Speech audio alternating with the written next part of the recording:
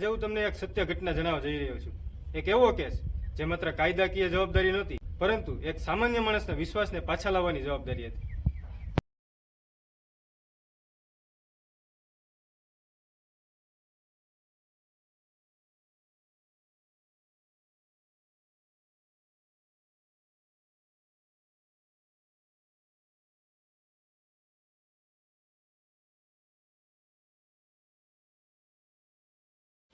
શું નામ તમારું?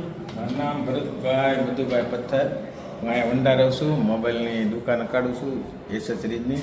અને મારે સાહેબ એક મોબાઈલમાં લિંક આવી ને 8 દિવસ સલોન એપ કરીને લિંક આવી, એમાં ઓકે થઈ ગયું. તમારું બેંક એકાઉન્ટ બેલેન્સ બધું ખાલી થઈ ગયું. કેટલા પૈસા ગયા? મારા 85,000 જેવું ગયું છે. ફરિયાદી ભરતભાઈ મધુભાઈ પથ્થરની ફરિયાદ આધારે વંડા પોલીસ સ્ટેશનમાં સાયબર ફ્રોડનો ગુનો નોંધવામાં આવે છે. અને આ કેસની તપાસ અમરેલી જિલ્લા પોલીસ વડા શ્રી સંજય ખરાત સાહેબ અને એસપી શ્રી જયવીર ગઢવી સાહેબના માર્ગદર્શન હેઠળ incharge police inspector Shri PJ Ramani સાહેબ દ્વારા હાથ ધરવામાં આવે છે.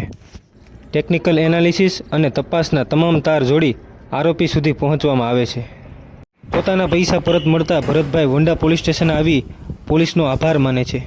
આવા પ્રસંગો અમને વધુ પ્રેરણા આપે છે કે અમે અમારી ફરજ વધુ નિષ્ઠા અને જવાબદારીથી નિભાવીએ. સાહેબ, આપણે જે મારા પૈસા જે ફ્રોડ થઈ ગયા હતા એ આપણે જિલ્લા પોલીસ અને તમારા ભાવના મદદથી જે કામગીરી કરી અને મારા પૈસા મને પરત મળી ગયા છે. તે બદલ હું તમારો આભારી છું, આભાર વ્યક્ત કરવા આવ્યો છું. અને સ્ટાર્ટમાં મને એવું લાગતું હતું કે આ તો પૈસા ગયા અને વારંવાર મારે જે પોલીસ સ્ટેશન ધક્કા થાય છે અને પૈસા પાછા નહીં આવે, આવું જે મનમાં શંકા હતું. ગામમાં અમુક નેગેટિવ પોઈન્ટ આપતા હોય કોઈ માણસો, એની ઉપર આપણું મન ભરમાઈ ગયું હતું. પણ ખરેખર તમે ધક્કા નહોતા ખવડાવતા, કાયદેસર બધી વિધિ સ્ટેટમેન્ટ લેવા માટે મને અહીંયા વારંવાર જે બોલાવતા હતા. અને ખરેખર તમને એવું કેમ પેલા લાગતું કે પોલીસ તમને ધક્કા ખવડાવે?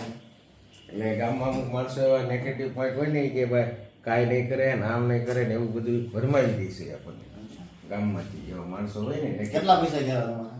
મારા ગયા હતા 84,500. પૂરેપૂરા આવી ગયા? પૂરેપૂરા આવી તમારા ખાતામાં આવી ગયા? હા, મારા ખાતામાં આવી ગયા. ગૂગલ પેથી એ લોકોએ નાખી દીધા. વકીલ હસ્તક કોર્ટમાં બોલાવી. તમે પોલીસની કામગીરીથી સંતુષ્ટ છો હવે? હા, મને ખરેખર પોલીસની કામગીરીથી પૂરેપૂરો સંતોષ છે.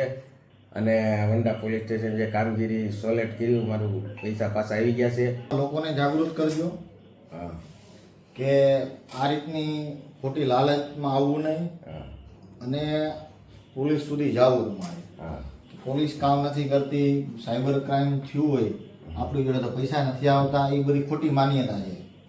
હા, તમે પોલીસ પાસે આવો, પોલીસ કામ કરે, પછી જુઓ શું રિઝલ્ટ આવે છે. બરાબર. એટલે આ એક તમે ગામમાં મેસેજ નાખજો, તમારા ગ્રુપ સર્કલમાં બધાને જણાવજો. અને જિલ્લા પોલીસ દ્વારા અત્યારે સરસ મજાનું આયોજન માનનીય એસપી સાહેબ દ્વારા ચાલુ છે કે જેમાં વિસ્તારમાં કોઈ વોલેન્ટિયર હોય કે જેમને એના વિસ્તારમાં સાયબર ક્રાઇમનું લગત કોઈ સેમિનાર કરવો હોય તો એ અમને કહે તો આયોજન કરે તો એસપી સાહેબ પણ આવે છે.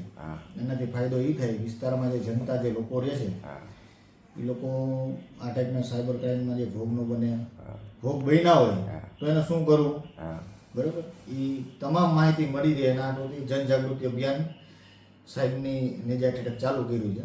તો તમે આમાં ઈચ્છુક હોય, તમે ભાગીદારી તમારે લેવી હોય તો તમે જણાવજો અમને.